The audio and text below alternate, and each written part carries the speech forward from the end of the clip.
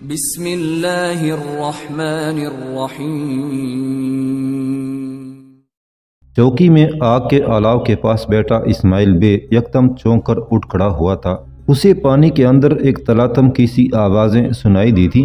وہ بھاگ کر کنارے پر آ کھڑا ہوا۔ اس نے دیکھا 3 گھوڑے اور ان کے پیچھے بے مبت کو اپنی پیٹھ پر اٹھائے خلیل چلوی گھوڑوں کو ہانکتا آ رہا تھا۔ کنارے کے قریب آ کر خلیل چلوی نے وہاں کھڑے اسماعیل کو دیکھ لیا اور اسے مخاطب کرتے ہوئے اس نے کہا، اسماعیل، اگلے گھوڑے کی لگام رسے کے ساتھ بندھی ہوئی ہے، اسے کھول کر ان گھوڑوں کو کنارے پر لے جاؤ۔ اسماعیل نے فوراً اگلے گھوڑے کی لگام کھولی اور تینوں گھوڑوں کو وہ کنارے پر لے گیا۔ خلیل چلوی بھی بے مبت کو اٹھائے کنارے پر آیا اور بے مبت کو اس نے زمین پر ڈال دیا۔ چوکی کے سارے محافظ بھی وہاں جمع ہو گئے تھے۔ اسماعیل نے تعجب سے خلیل چلوی کی طرف دیکھتے ہوئے پوچھا، یا امیر، یہ آپ کسے لائے ہیں؟ خلیل چلوی نے کہا، یہی تو قازقستان کا سب سے بڑا غدار اور دشمن بے مبت ہے۔ اسماعیل بے اور چوکی کے محافظ آگے بڑھ کر آگ کے الاؤ کی روشنی میں غور سے بے مبت کو دیکھنے لگے تھے۔ خلیل چلوی نے کہا، اسماعیل بے، تم بے مبت کو اپنے ساتھ اپنے گھوڑے پر بٹھا لو اور چلیں۔ چوکی کے محافظ بھاگ کر خلیل چلوی اور اسماعیل بے کے گھوڑے لے آئے۔ اسماعیل بے اپنے گھوڑے پر سوار ہوا اور خلیل چلوی نے زمین پر پڑے بے مبت کو اٹھا کر اسماعیل بے کے آگے بٹھا دیا تھا۔ اسماعیل بے نے اپنے گھوڑے کو ایڑ لگا کر ہانک دیا۔ خلیل چلوی بھی اپنے گھوڑے پر سوار ہوا اور ان تینوں گھوڑوں کو اپنے آگے آگے ہانکتے ہوئے وہ اسماعیل بے کے پیچھے پیچھے شہر کی طرف جا رہا تھا۔ جب خلیل چلوی حویلی میں داخل ہوا اور اس کے محافظوں نے جب دیکھا کہ ان کا آقا بے مبت کو لے آیا ہے تو انہوں نے حویلی میں ایک ایک کو یہ خبر بتا کر ایک ہنگامہ کھڑا کر دیا تھا۔ نامک سری، خانوف، ان دونوں کی بیویاں اونیس، سیمن، مارگن، نارسس سب خلیل چلوی کے دیوان خانے میں جمع ہو گئے تھے۔ گھوڑوں کو استبل میں باندھ کر خلیل چلوی نے بے مبت کے بندے ہاتھ کھول دیے اور اسماعیل کے ساتھ وہ بے مبت کو پکڑ کر دیوان خانے میں داخل ہوا۔ اندر سب کو اپنے انتظار میں بیٹھا دیکھ کر خلیل چلوی حیران رہ گیا۔ پھر اس کے لبوں پر ہلکی ہلکی مسکراہٹ نمودار ہوئی اور اس نے کمرے میں بیٹھے سب لوگوں کو مخاطب کرتے ہوئے بے مبت کی طرف اشارہ کر کے کہا، میرے عزیزو، یہ وہی بے مبت ہے جو قازقستان کا غدار ہے اور مسلمانوں کے لیے سب سے زہریلا سانپ ہے، حالانکہ یہ خود بھی مسلمان کہلانا پسند کرتا ہے۔ سب لوگ حیرت و تعجب سے بے مبت کی طرف دیکھنے لگے تھے۔ خلیل چلوی نے ایک خالی نشست کی طرف اشارہ کرتے ہوئے کہا، بیٹھ جاؤ بے مبت۔ جب بے مبت چپ چاپ اور خاموشی سے اس نشست پر بیٹھ گیا تو خلیل چلوی نے کہا، بے مبت، میں تم سے کچھ پوچھتا ہوں، میرے سوالوں کا سچ سچ جواب دینا۔ اگر تم نے کوئی بات چھپانے کی کوشش کی تو یہیں بیٹھے بیٹھے تیری چمڑی اتار کر ہاتھ میں دے دوں گا۔ بے مبت نے جب اس بات میں سر ہلا دیا تو خلیل چلوی نے کہا، کیا سلطان قائن سری کو تو نے قتل کیا تھا؟ بے مبت نے کہا، ہاں، اسے میرے ساتھیوں نے ہی جان سے مار دیا تھا۔ خلیل چلوی نے پھر پوچھا، میرے ماں باپ، بہن اور بھائیوں کو کس نے قتل کیا تھا اور وہ قاتل آج کل کہاں ہے؟ بے مبت نے کہا، آپ کے ماں باپ کو قتل کرنے والے پل کے محافظ دستوں میں شامل تھے جنہیں آپ نے مقصوم کی نشاندہی پر قتل کرا دیا ہے۔ کیا یہ بھی سچ ہے کہ تم نے سلطان قائن سری کو خط لکھا تھا اور اس میں تم نے سلطان قائن سری کو دھمکی آمیز لہجے میں کہا تھا کہ وہ اپنے علاقوں پر روس کے تسلط کو تسلیم کر لے ورنہ نتائج اس کے حق میں انتہائی برے ہوں گے؟ بے مبت نے کہا، ہاں، ایسا ایک خط میں نے سلطان قائن سری کو ضرور لکھا تھا لیکن انہوں نے میری بات نہ مانی تھی۔ خلیل چلوی نے پھر پوچھا، تم سلاد فلز اور کاسوں کے ساتھ کب سے کام کر رہے ہو؟ بے مبت نے کہا، پچھلے 2 برس سے سلاد فلز اور کاسک تنظیم کو میرا مکمل تعاون حاصل ہے۔ خلیل چلوی کی گردن جھک گئی اور وہ کچھ سوچنے لگا تھا۔ تھوڑی دیر بعد خلیل چلوی سنبھلا اور بے مبت کو مخاطب کر کے اس نے کہا، بے مبت، تم وہ نام کے مسلمان ہو جو نالائق قرآن اور کعبہ کی چیخوں پر کہہ لگانے والے ہو۔ بے مبت، تو مسلمانوں کے اندر تفرقوں کے رنگ و نسل کا امام ہے۔ خلیل چلوی نے اس بار خانوف کی طرف دیکھتے ہوئے کہا، خانوف، استبل میں لے جا کر بے مبت کا کام تمام کر دو اور اس کی ناش کو اٹھا کر دریا یورال میں پھینک دو۔ خلیل چلوی کے محافظوں کے ساتھ خانوف بے مبت کو حویلی کے استبل میں لے گیا۔ وہاں اس نے تلوار مار کر بے مبت کا کام تمام کر دیا اور اس کی ناش دریا یورال میں پھینکوا دی تھی۔ अगले रोज़ इस्माइल बे इमाम शामिल से सारे वाक़यात कहने दागिस्तान की तरफ रवाना हो गया था। इसके अलावा अगले रोज़ नामक सरी ने ऊफा और मंजलता शहर की तरफ भी कासद भिजवा दिए थे ताकि नौजान और ओल गर्द को नई सूरत हाल से आगाह किया जा सके और वो अपनी जंगी तैयारियां मुकम्मल कर सकें।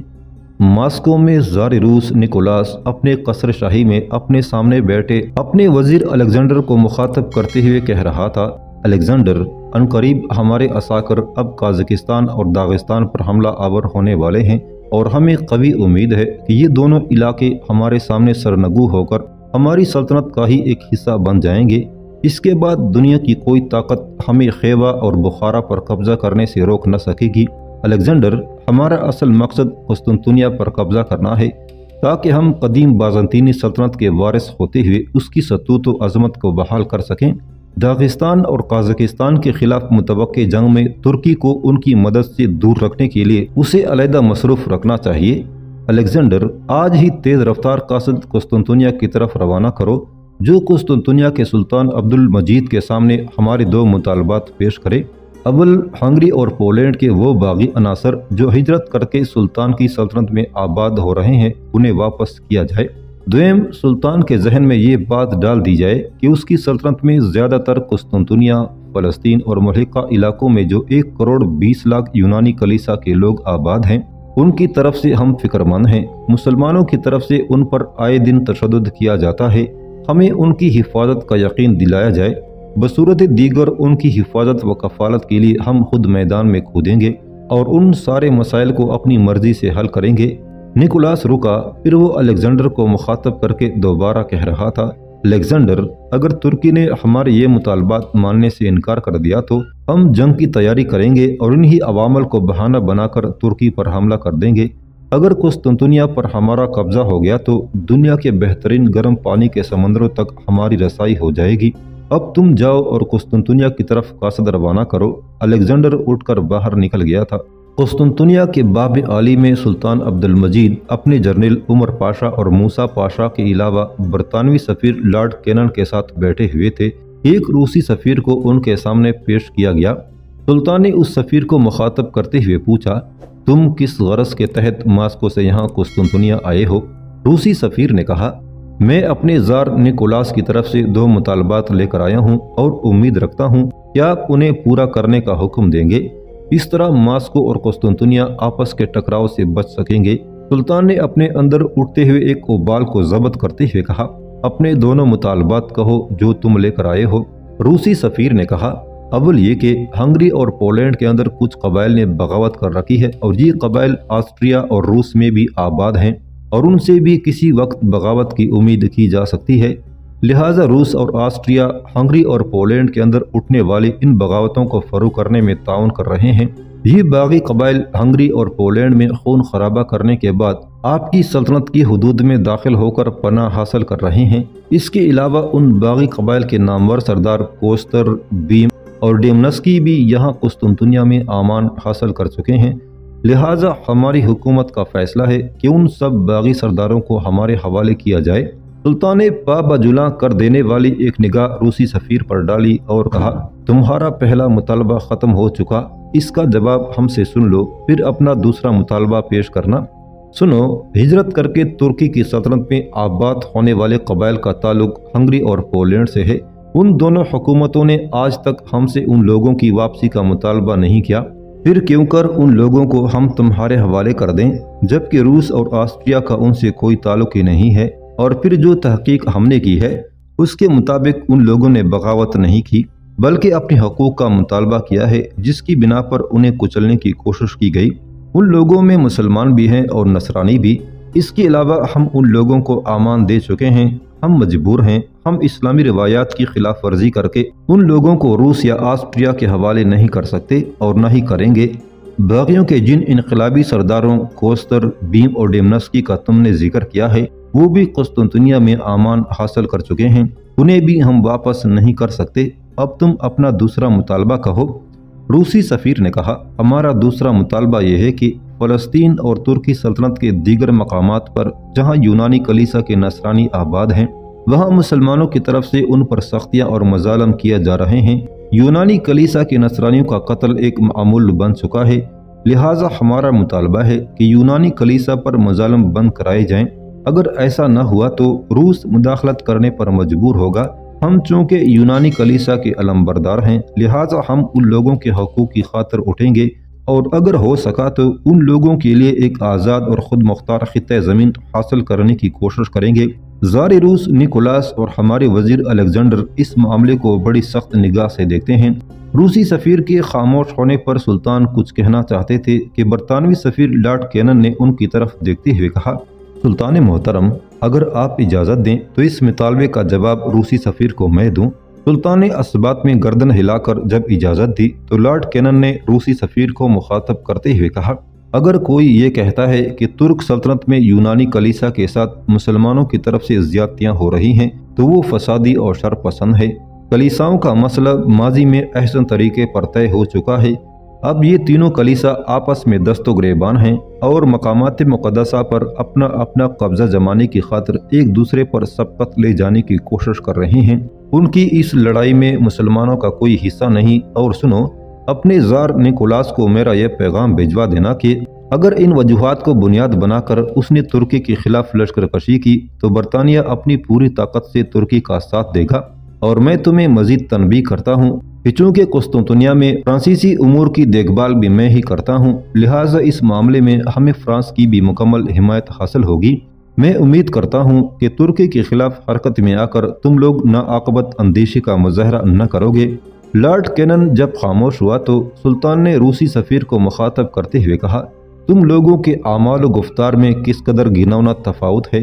तुम लोग हमारी सल्तनत में यूनानी कलीसा की नसरानियों का मुहाफ़िज़ होने का दावा तो करते हो, लेकिन तुम लोग अपने आईने में अपनी शक्ल नहीं देखते कि तुम लोग वस्ती एशिया में किस कदर कभी अफ़आल के मुर्तकिब हो रहे हो। क्या तुम लोगों ने खुली जारहियत का मुजाहरा करते हुए जॉर्जिया, क्रीमिया का वसी इलाका, उस्तरखान और दरियाई यूराल के मगरब में उन खित्तों पर कब्जा नहीं कर लिया जो कभी काज़ाकिस्तान की सल्तनत में शामिल थे? और तुम जानते हो कि ये सारे इलाके मुसलमानों के थे और फिर तुम लोग आए दिन दागिस्तान और काज़ाकिस्तान पर हमले कर रहे हो। अगर दागिस्तान में इमाम शामिल और काज़ाकिस्तान में तुम लोगों के सामने खलील शल्बी जैसा आहनी जवान न होता तो अब तक तुम इन खित्तों पर भी कब्जा कर चुके होते। कि मुसलमान होने के नाते से इन खित्तों से हमारा कोई ताल्लुक नहीं, हम भी उनके हकूक़ का दावेदार होने का मुतालबा कर सकते हैं। और जिन मुसलमानों के लिए तुम लोगों ने ग़ुलामों से भी बदतर हालात पैदा कर रखे हैं, उनके लिए अलहदा और आज़ाद व खुद मुख्तार सरजमीन का मुतालबा कर सकते हैं। अब तुम जा सकते हो और अपने ज़ार निकोलास को कहला भेजो कि आग की तरफ न बढ़े, हाथ हमेशा वही जलेगा जो आग में जाएगा। रूसी सफ़ीर सर को खम करता हुआ बाहर निकल गया था।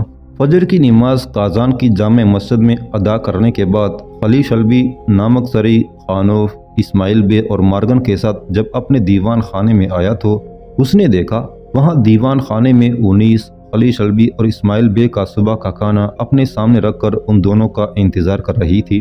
खलील शल्बी ने बड़ी फिराखदिली से नामकसरी, खानोफ और मार्गन को मुखातब करते हुए कहा, आओ तुम तीनों भी हमारे साथ ही खाना खा लो। नामकसरी ने मुस्कुराते हुए कहा, या अमीर, ये तो बमुश्किल आप और इस्माइल बे के लिए होगा, हम अपने कमरों में जाकर खाते हैं।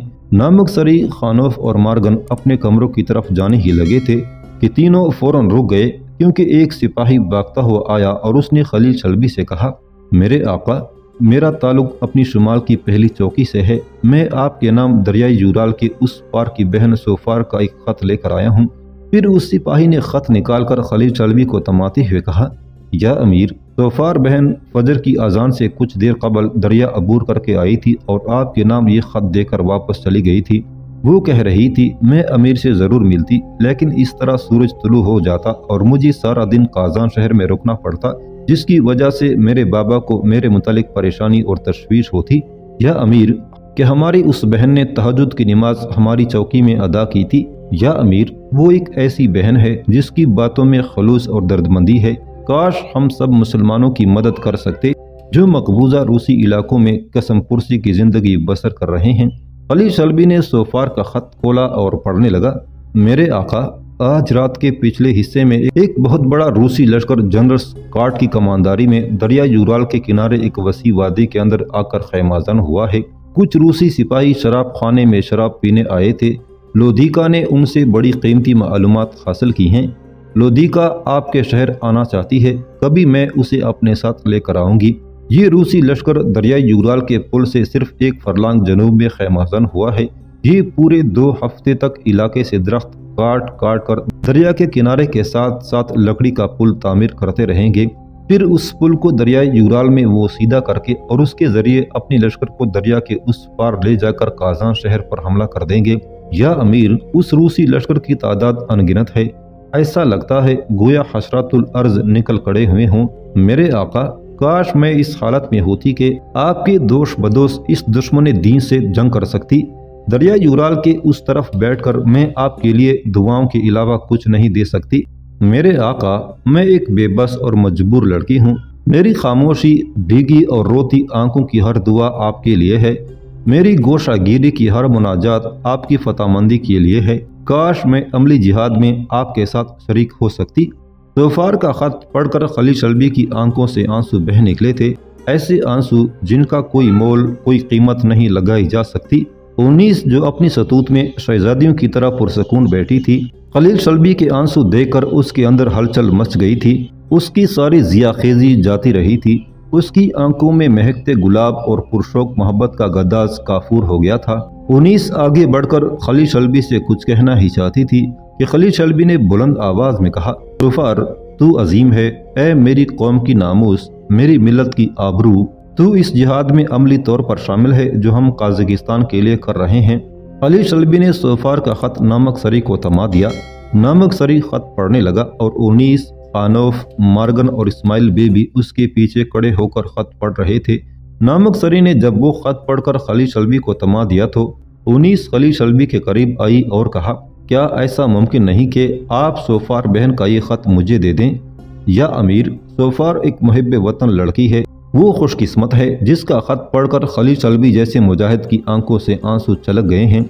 मैं अक्सर सोचती हूँ, काश ज़ोफ़ार की जगह मैं होती तो मैं अपने आप को दुनिया की खुशकिस्मत लड़की ख्याल करती। या अमीर, ज़ोफ़ार हमारे लिए एक अब्र बारां है। खलील शल्बी ने ज़ोफ़ार का खत उनीस को थमाते हुए कहा, तुम ये खत रख सकती हो। उनीस ने कहा, या अमीर, मैं इस खत को अपने पास दरियाई यूराल के उस पार रहने वाली अपनी एक अजीज तरीन बहन का कीमती तोहफा जानकर रखूंगी। खलील शल्बी ने इस बार नामक सरी की तरफ देखते हुए कहा, नामक सरी, हमारे इम्तिहान का वक़्त शुरू होने वाला है। रूसी अपनी पूरी कुव्वत को हमारे खिलाफ हरकत में ला रहे हैं। वो हमें और इमाम शामिल को अलग अलग महाजों पर बैक वक्त मसरूफ़ रखना चाहते हैं और उससे वो फ़वायद भी हासिल कर सकते हैं। नामक सरी, जितनी फालतू रुई और ऊन तुम्हें मिलती है खरीद लो, लेकिन इस मकदार में कि काज़ाकिस्तान में इसका कहत न पड़े, न ही उसकी कीमतें बुलंद हों। इसके अलावा लश्कर के जिस कदर घोड़े और ऊँट हैं, उनके बाल और रुएं उतरवा लिए जाएं। फिर ए नामक सरी, फिर उस ऊन और रुई को बोसीदा कपड़ों के भोरों में सी दिया जाए, लेकिन उन भोरों के अंदर ऊन और रुई को ज्यादा दबा कर न भरा जाए, बल्कि उसके ढीले डाले बोरे बांध कर तैयार किए जाएं। रुई और ऊन व बालों से भरे हुए ये बोरे ही दुश्मन के लकड़ी के पुल की तबाही का बायस बन जाएंगे। नामक सरी और खानौफ दोनों ही परेशानी से इस्माइल बे की तरफ देखने लगे थे कि शायद खलील शल्बी की बात उसकी समझ में आ गई हो, लेकिन इस्माइल बे अपना सर नफी में हिलाकर अपनी लाइल्मी का इजहार कर रहा था।